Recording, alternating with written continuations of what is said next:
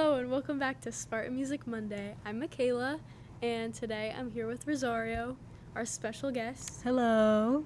Today we're talking about Guts by Olivia Rodrigo, which came out in September. So, Rosario, what were your first thoughts on the album? I thought it was a really good album. Like, this is her sophomore album. Yeah. Right? Yeah. Mm-hmm. I think it was good. Like, a lot of people said it sounded too similar to Sour, but I think it's still pretty good. Like, I related to a lot of the songs. Did you think that it was similar to Sour? Because honestly, I disagree.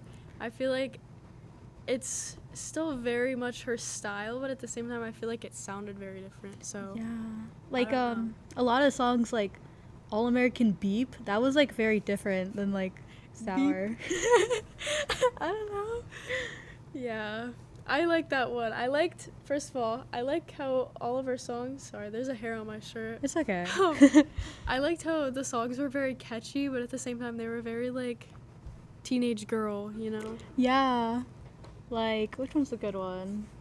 I liked Get 'Em Back. That was such, like, a fun song. Yeah. If you want, the track list is here so you can look cute. at it. Yeah. But, yeah. So, did you take notes? I did take notes. Okay, because I did too. Oh, good.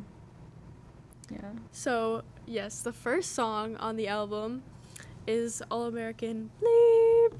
Bleep. This one, it was very different. I think it was a good start off to her album. Very good. I think it's a good introduction because it shows that she's, grown up a little bit compared to Sour, which came out a couple years ago.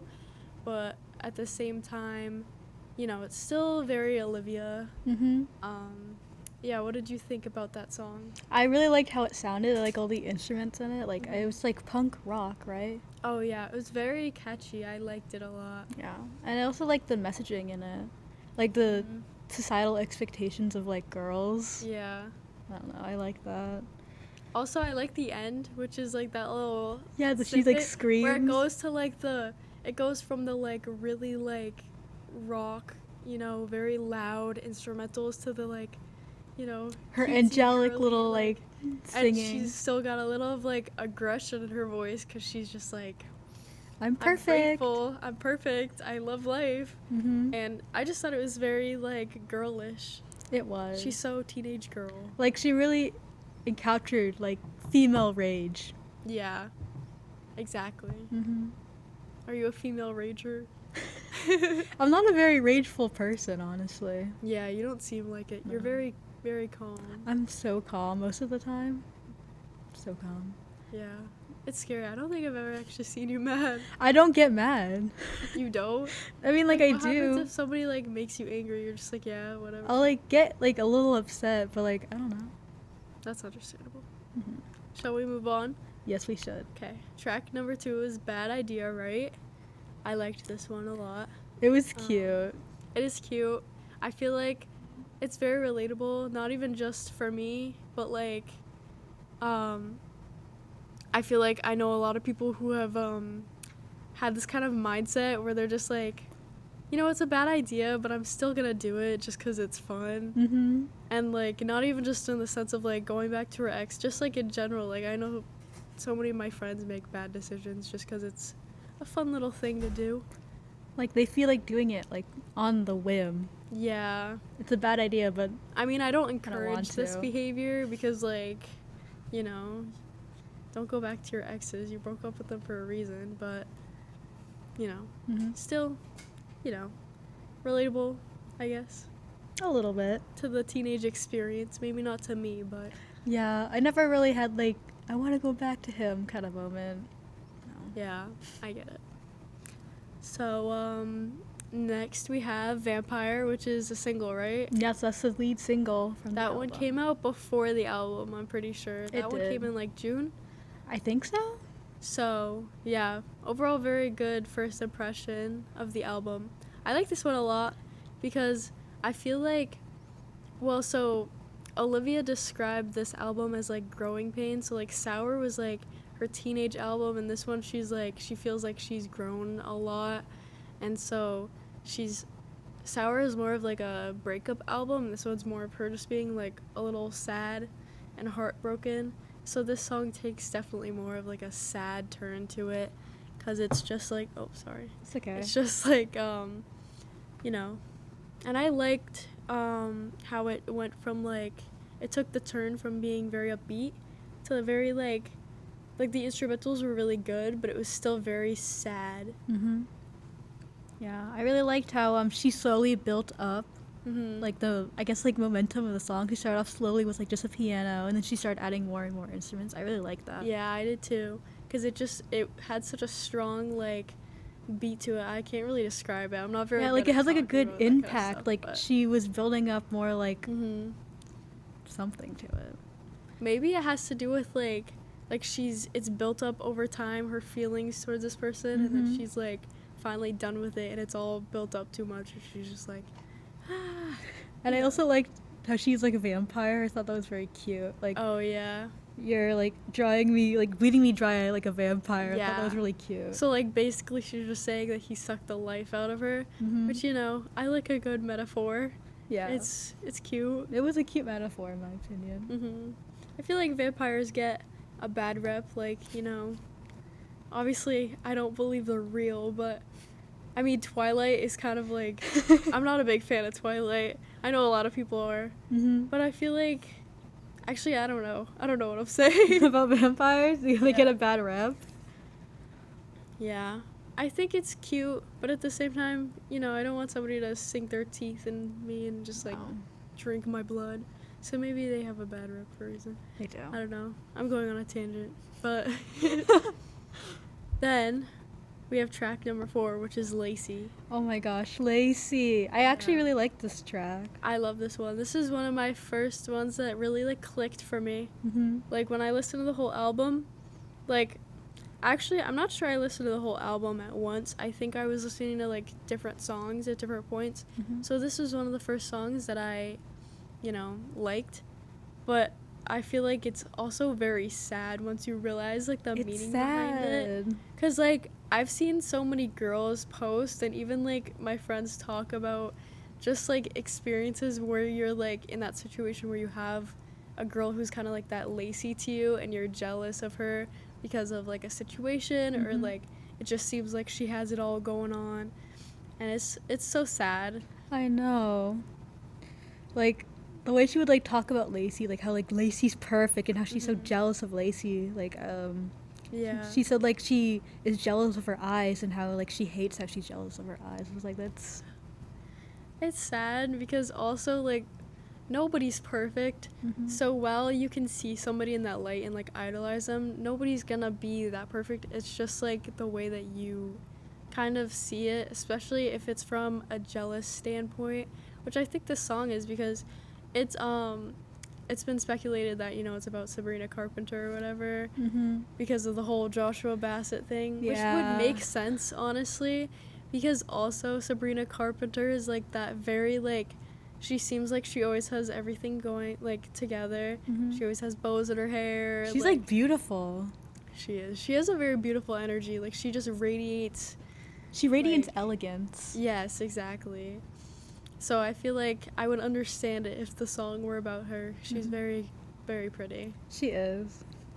And then we have track number 5, which is Ballad of a Homeschooled Girl, which I thought was, you know, it was interesting. It was silly. It was silly. I feel kind of bad for homeschooled people. I know. Like, they're always like, kind of, like, awkward. Yeah. I feel like I hate school sometimes, but at the same time, it benefits you sometimes. Yeah. Like, growing up where you're constantly around people versus just, like, what do homeschool people do? They just stay home and, like, they stay taught by their parents or, like, they do online school. That's what they do. That's not really, like... And they don't get to, like, interact with, like, other kids their age on a daily basis, which is, like, really, like, it makes you a little bit more awkward interacting with people your age. Yeah, and that's why I feel like this song really embodies that, like, I don't even know that topic very well, because obviously I was never homeschooled. I was never I don't know so I don't how know it feels, and I'm not like, wow, this song is so relatable. No. But, like, I feel like in that aspect, I feel like she's just, like, you know, I'm able to sympathize, not empathize, because I don't know, like, what she's going through, but, like, at the same time, I can see why she would feel that way, and she's like saying that she's on the outside of the greatest inside joke, meaning that she's like, she doesn't really know what kids her age are like talking about or doing, which would make sense. But like I can understand the feeling of like being awkward or like different from other kids. So like when she said that, I was like, oh my god, like that's how I felt in middle school. Like I was so awkward. I didn't know like what popular songs like other kids listen to. Yeah. Middle school was a rough time. I know. But I feel like it makes sense because she's also a theater kid. Oh no. Like she grew up being a theater kid and being homeschooled. Like obviously that's how she made her big break, was from High School Musical, the series, which is a lot of words. It is. But, you know, I feel like that makes sense too. Yeah. Which, you know, I'm not dissing theater kids because obviously you're a theater kid. Yeah, I mean I do theater. Yeah. I thought a lyric from the song was really funny. What when was she it? was like, all the guys I like are gay. Oh my gosh, yeah. Like the only time she gets to see like other guys her age is from theater, and we all know the stereotypes. Or like, well, actually, my neighbor was homeschooled, or I think she's still homeschooled. Actually, I don't talk to her anymore. But I remembered that they would have like this group, like of other homeschooled kids in the area that would like hang out and do activities together, because obviously they don't get that kind of like social interaction with people from like school. And so I feel like that, you know, like in school you at least have a big selection of people to choose from, but like if you're homeschooled you don't really know anybody, and so you might find yourself going for like your first option. And so I thought it was really unhinged of her to say that, but I thought it was like low-key relatable. I feel like a lot of guys, you know, need to speak their truth these days. Oh, they do. I mean, it's 2024, like it's okay. It's 2023. Yeah, but it is. But yeah, I feel like I don't even know what it is, because like I don't know, but I kind of understand it. Like, why, you know, why do that to yourself? I know, like literally just live your truth. I thought that part was funny though. I thought she it was like he was making out with boys the whole night. That was really funny. That was funny. Because also, we live in such a progressive world where, like, yeah, it's definitely a problem to some people still. And, like, some people are always going to have a problem with, you know, being gay. But, like, speak your truth. Like, why are you going to pretend to be someone you're not? Exactly. Like, I think we're done with that. You know, you just need to be you. Truth. Truth. Okay. So next we have track 6, which is Making the Bed. Very sad. It was a sad song. So at first I was like confused by the metaphor, but then I learned it was like you made your bed and now you have to lie in it, meaning like the consequences of your own actions. You have to like lie in your own bed when you make it. You have to deal with your own consequences. So I was like, aw.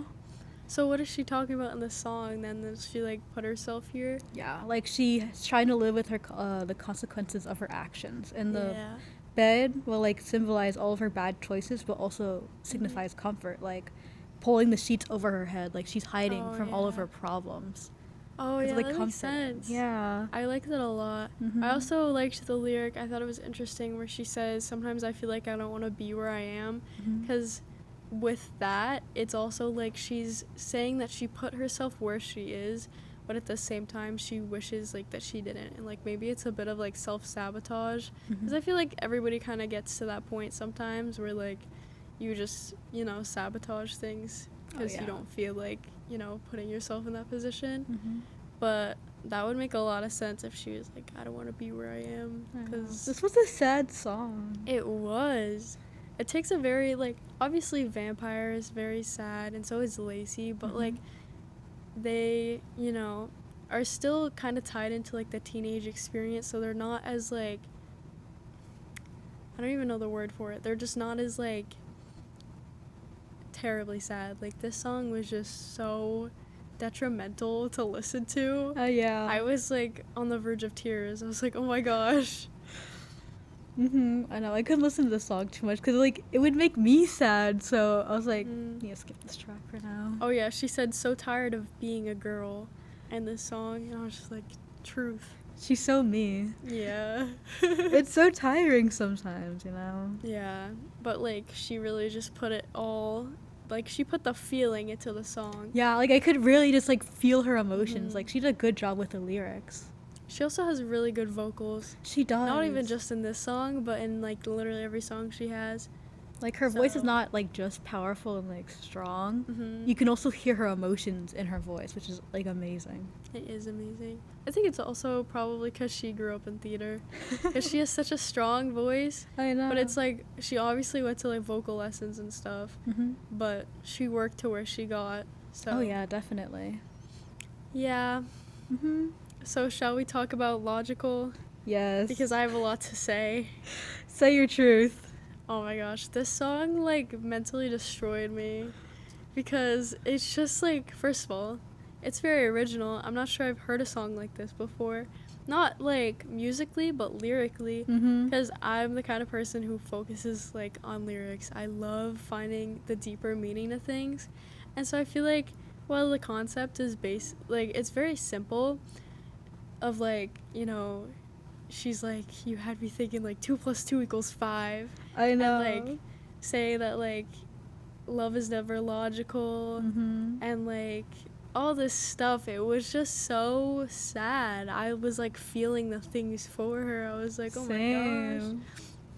And then it's like basically just about, you know, falling in love with somebody that you know isn't good for you, but you're just like, obviously if love was logical, you would not put yourself in that position. Oh yeah.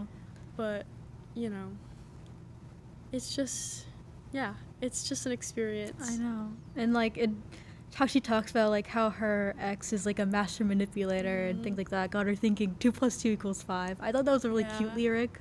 2 + 2 = 5, and I'm the love of your life. Yeah. That was a cute little lyric. Because also, I feel like 2 + 2 = 5, maybe I'm reading into it too much, but I feel like that is such a simple equation. Like, you probably learned that in, like, kindergarten or first grade. So, like, he's making her feel like a child and making her rethink things from, like, that she learned when she was, like, a kid. And, like, you know, that's what manipulators do. Like, they just, like, kind of rewrite the way that you think. And it's so sad because, you know... And I think even in the song, she talked about how he made her feel naive and like innocent. Exactly. So it all kind of ties together. Yeah. But it's sad. It's sad that there's people like that in our world. I hate that. Me too. Also, like the fact that I feel like so many girls can like bond over horrible boy experiences. Like that should not be a normal thing. No, like everyone I know who like dates guys, like there's always like a terrible like ex-boyfriend they have. Exactly. There's no like avoiding it. It's a really sad truth, but like I don't know, it's just a girl experience. So, a shared girlhood experience. I feel like Logical is for the girls. It is. I feel like this whole album is for the girls. It's such a girl album. Like if you play this album for a guy, are they gonna really grasp it? Nope. No. But like I hope that maybe they try to understand it a little bit. At least like some of the tracks. Yeah, like you can still like they could relate. Yeah. Maybe. You can still listen. It's a good album. I really like this album. And then on a better note, we have Get Him Back, which is track 8, which is just like so, it's like sarcastic and so light, but it just has the right amount of humor that I feel like it was. The humor in the lyrics, I loved it. Like when she said, I want to kiss his face with an uppercut. I was like that whole part where she's talking about like, I want to break his heart and stitch it right back up. She's like, I really hate him, but like at the same time he's just so cute. Yeah. And then like I thought it was so funny in the beginning of the song where she says he said he was 6'2", and I'm like, dude, nice try. Because like why is that a thing? Why do guys lie about their height? Like we're gonna find out. Like honestly, as long as he's over like 5'8", then it's fine. Yeah, I heard like a lot of tall girls, their boyfriends don't allow them to wear like high heels because they'll be taller than them. I heard about this. Yeah, That's like Zendaya and Tom Holland. But I feel like Tom Holland would be like, yeah, you slay those heels. Yeah, no, Tom Holland is like, he's a supportive boyfriend. He's like a teddy bear, to be honest. A teddy bear. I would be so surprised if, like, you know, he turned out to be a horrible person. I know. Because he just looks so cute. He is he's a like a teddy bear. He's just like a golden retriever, you know? Yeah. But very fun song. I like. Yeah. She's like, should I? Like, he's so fun, but all my friends don't like him. Like, it feels like she's having, like, an inner, like, dialogue, like, arguing back and forth whether or not she should get back with him. Yeah, it's just, like, it's also a very girl experience. Mm-hmm. But also, I think it's important to note that, like, if you have to debate whether or not that you, like, want to go back to him, it's not a good idea. It's never a good idea. Like, don't do it, girl. Especially if your friends don't like your boyfriend or the boy that you hang out with. It's for a good reason. Like, there's reasons why, guys. Like, I just dislike it very much when, you know, you're put in a position and, like, say your friend just started dating a new boy and you, like, know from the start that he's not a good person. Or, like, he just gives off a very weird vibe. I know. Like, and they're like, no, you just don't know him. Like, you need to get to know him. When you meet your friend's boyfriend for the first time, you just get, like, bad vibes. Or they're like, it's important if your, like, boyfriend tries to make effort to, like, you know, at least talk to your friends if you're around each other. Or, like, if you meet them for the first time and they're like, and they try to, like, isolate your friend and they're like, you know what, maybe we should, like, go somewhere. And it's just like, okay, don't be a party pooper. Yeah. Like, you know, friends have very good judgment, especially because they probably know you better than they know the boy. I know, because So they probably have known you longer than the boy. Yeah. So they know what's going on. plus, love is never logical, so don't trust your head, Mm-hmm. you know? Yeah. Always listen to your friends, so. Exactly, yeah. Friends have really good insight. Mm-hmm. And then we have 9, which is Love is Embarrassing, which is very, like, passive and very angry and has a very strong beat, but, like, The lyrics are silly. they are silly. And I felt like it was, like, the chorus was so cute. It was. It was just, like, yeah. I liked what she said. I damn near started World War III. Yeah. Like, that was so cute. I Like, know. she was, like, angry, though. Yeah, this song is just, like, you know, You know? it goes with the whole teenage girl thing. It does. You know? Because, like, you know, there's not really a lot of good guys out there. I know. And I feel like, you know, it's embarrassing to get yourself caught in that situation where you're like, wow, I'm embarrassed to, like, even be ever seen with this person. Like, when she said the line, I'm planning out my wedding with some guy I'm never marrying, I was like, Yeah. I used to do that when I was younger. Oh my god. Yeah, I feel like, yeah. It's also just, you know, it's not even the fact that, like, okay, maybe girls are, like, hopeless romantics, but at the same time, I feel like girls are just very optimistic. Mm-hmm. And me personally, I like to see the good in people, even if there is none. So I will convince myself that you're a good person. And I feel like, you know, that's not the best trait to have. But, like, it's kind of sad that, like, you know, there's guys who don't do that kind of stuff and they don't, like, meet a girl and be like, oh my gosh, I want to marry her. Because, like, what are you doing? That's just silly. Mm-hmm. Yeah. But I don't know. Maybe we are a little bit of hopeless romantics. maybe. Maybe. But, like, you know, it's not a bad thing. No, Not at all. it's not. It's a fun little quirk. Yeah, you know, you'll find it eventually. And then we have The Grudge, which is like, oh my gosh. Okay, I saw some comments online, which I didn't really get, but maybe you would know because you like Taylor Swift. Yeah. People were saying this was about Taylor Swift, and I'm like, Oh my how? gosh. So basically, there is like beef because Olivia Rodrigo like literally would like say that she was Taylor Swift's biggest fan, blah blah blah. You know, all of that. She like grew up on Taylor Swift. Taylor inspired her to start singing. And so there was like some speculated drama that I'm pretty sure didn't even happen, because there's been multiple times where she said like nothing happened between them, but it's also like I think she kind of took a step away from like saying that she loved Taylor so much just because she wanted to have her own name and her own career. but there was like speculated drama between the two of them when you know, obviously Taylor and Olivia had like sort of a friendship, and then Taylor Swift obviously had Sabrina Carpenter on her tour as an opener, and you know, Okay, I don't think Olivia and Sabrina are like besties, but like I really don't think that would be enough to start drama. So like Exactly. that's what fans have speculated, but you know, I'm pretty sure she said it was not really a thing. Because I saw like online, like I knew that she was a fan of Taylor, but I was doing research on the song and I'm like, what? But like I thought she liked her. Yeah, I'm not sure. I don't think it would be, but you know, you never know. I thought the song was really, really sad, like horribly sad. Cause like, I don't know, might also go with like logical a little bit. Like she gives this person so much power, and like one of the lines say, "Took everything I loved and crushed it right in between your fingers," which means that like she gave this person so much power over her just because she like, you know, loved them or whatever, really cared for them at least. And so, and she's also like justifying whenever like somebody does something to her, which is like, I don't know if you do this, but like, has somebody ever done something to like make you upset and then you're like, you know what, they don't know any better, like it's fine. Yeah. Or like, Well, try to put the blame on yourself instead of them. Like I was the one in the wrong. Like that's why they got so upset. yeah. Or like maybe I'm just too sensitive. Or like, you know, say you know stuff about this person and their past and you're like, oh, they probably act this certain way because of this. And so like, I kind of related to this line because she says,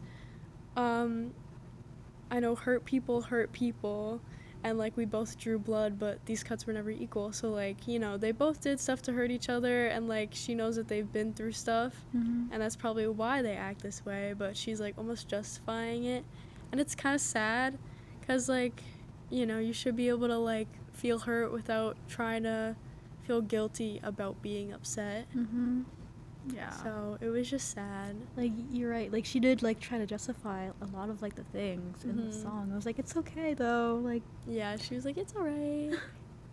And then we have number 11, which is Pretty Isn't Pretty.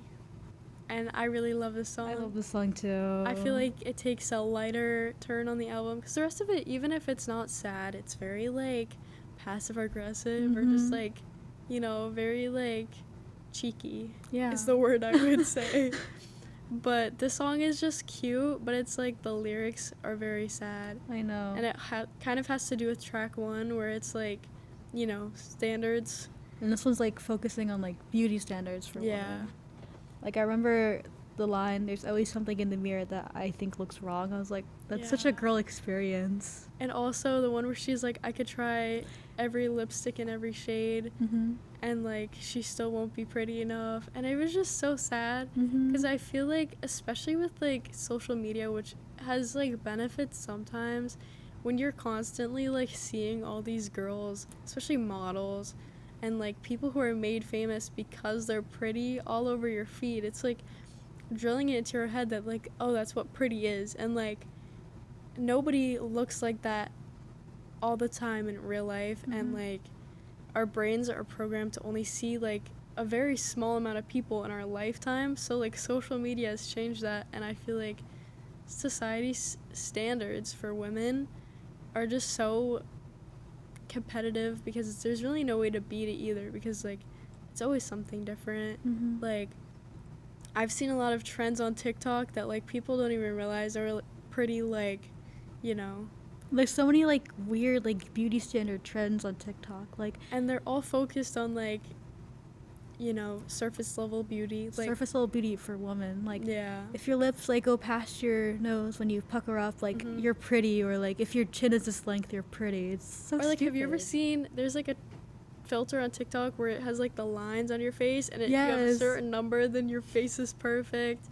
Or there's like filters, and there's also like I've seen a lot of videos over the years on TikTok where they're like advertising like gua sha and like facial massages to get rid of like your double chin and sculpt your face, make it skinnier, and like it's just have you ever, like, the Yes, buccal I've fat seen those. surgeries? Or like how like all these like plastic surgeons are saying like you should get Botox before you're 25 to make sure you don't get any wrinkles. I'm like, this is so dystopian. Like, I understand that aging is scary because I'm scared of it too, but at the same time, wrinkles kind of show that you've lived a little. Mm-hmm.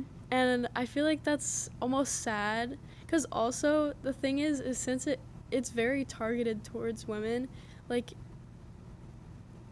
I've noticed too that, like, older men, like, they let themselves have wrinkles, you know, they grow their gray hair out. They don't really, like, they're not pressured by society, and they're not really pressured by anyone to, like, you know, maintain themselves. But as women get older, like, We have to dyeing their stay hair. young forever. Like, women get Botox, they get fillers when they get older. They dye their hair until they're probably, like, 70, you know. And it's just sad because, like, we should be able to age Mm-hmm. the way that we're supposed to, which is, like, if you want to dye your hair, then go ahead. But it's just sad seeing the comparisons between the two and the way that everything's, like, targeted towards women, like anti-aging cream and, like, retinol and all that stuff. But men don't really seem to be Nope. targeted by it. Like, I think aging is like a beautiful process. Yeah. And we should be able to experience it. Like, Mhm. I don't want to keep dyeing my hair forever if I get old. Exactly. I want to have like smile lines. I want to have like crow's feet. Like, it just shows like I've lived my life. Exactly. Like, I don't want to feel like I'm trying to preserve myself to look like 20 when I'm not. Mm-hmm. Because, like, you know, you're not supposed to look younger when you're older. Mm-hmm. It's part of living. And then it's just, like, I liked the song Stepping Away from the Meaning Mm-hmm. because the, like, background of it kind of reminded me of Biba Doobie, whatever her name is. Biba Doobie, I love her. Like, you know, just, like, the very late, Yes. and, like, Claro. I liked, the backtrack was like the instrumental of the song was very much like Biba Doobie. yeah. Maybe it was like the percussions, I guess. Maybe. Yeah. I don't know, but Like, it the just had beat a was very very- similar, like, feeling to it that I Mhm. really liked. Yeah. And then for our very last track on the album, we have Teenage Dream. Oh my gosh, this one was sad too. Because it's kind of just about her being, like, a child prodigy. Mm-hmm. And, like, she's saying, like, when am I gonna stop being wise beyond my years and just start being wise? And, like, it's kind of just because people see her as, like, better than people her age. Instead of just being good, she's seen as, like, oh my gosh, you're so good for being so young. And she's just like, Yeah. can't you just see me for being successful? Like, And like I also feel like she talked about like the expectations for her and feeling she's not enough because of like everyone's like, you're a prodigy, you're so young, you're Yeah. 19, you have like a #1 hit. yeah, So which I- is sad. Because I feel like when people, like, praise children, like, child prodigies a lot like that, they always have some sort of, like, crash because they're so used to being, like, expected to do more. Mm-hmm. And I really liked the bridge on this, like, where she was, like, saying they all say that it gets better. Mm-hmm. And, like, because the harmonies on that were insane. They were so good. It was so good. She knows how to create like an atmosphere for a song. Yeah.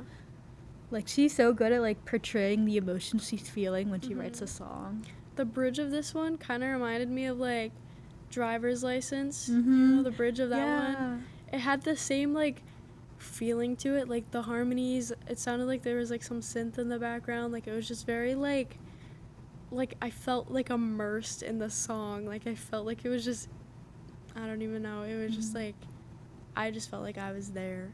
I know. And it was so wonderful, and I loved it. This was such a good album. It really was. Like, I don't know how someone like could be like a Olivia auntie when it comes to like this Mhm. specific album because it was a good one. Exactly. And also, I know a lot of fans of Olivia's wanted her to create, like, an album called Sweet After Sour. And I remember reading up on this just because I was doing a little research. And she said she might have if she, like, had been in love, but, like, she wasn't really going to force something that wasn't there. And I'm kind of glad that she didn't because this one is very emotional and very raw, Mm-hmm. but it's still very much her. Like, I feel like if she did listen to fans and make an album called Sweet, it'd Mhm. be like a very shallow album because she's not Yeah. truly feeling sweet, Yeah, is she? she's not feeling sweet. Like, this album is very, like, you know, it's very, like, she's just growing snapping back. pains. Yeah. because she's like going through it. So why would she fake it? Like, you this is know. what you feel like heartbroken, like after the breakup. Exactly. Because that was the breakup album. It's just like Mhm. the lingering feelings afterwards. Exactly. Like, she's heartbroken, but she's not like, you know, Mhm. she's not just like fresh out of a breakup. Yeah. Okay, so now we need to rate the album out of 10. Oh, we do? Yeah, Oh we my usually rate it gosh. out of 10 Spartan stars, is what me and Lexi created. So Mm-hmm. I'd give it like a 9. A 9? I'd Yeah. also give it a 9. Wonderful. It was good. I think it was good, but it's not like, I feel like for an album to be a 10, it has to be like a top album for me. It does. But I really do like this album. I've been listening to it a lot recently. Same. I like it a lot. Solid 9 out of 10. Yeah. Do you have any hot takes? Like anything that you thought was very like... Ooh, hot takes. Do I have any? Let me check my notes. I mean, I believe Bad Idea, Mhm. right, was the second lead single of the album. Mhm. I feel like it should have been All American Beep. Oh, it should have been for sure. I liked Bad Idea, right? But I feel like it's good for a single, but I feel like All American Bleep was a better Choice. like, it was a stronger song Mm-hmm. than Bad Idea, right? They're both amazing songs. So. They are, though. I do love both songs. I just feel like, Mhm. I don't know, like Bad Idea, right, didn't make as much noise as like Vampire when she released the singles Yeah, before the exactly. album. Mm-hmm. It didn't, have as much traction towards the album, Mm-hmm. but Yeah, that was my Yeah. hot take. wonderful. I don't think I have any. I think it was a very wonderful album, Mm-hmm. but Yeah, like all the songs, like especially the order she chose to like Mhm. put the songs in was a good order. I felt like they all kind of blended together, and even the ones where it was like a drastic change from one song to another, it was good. It wasn't Yeah. like a bad, choice. Mm-hmm.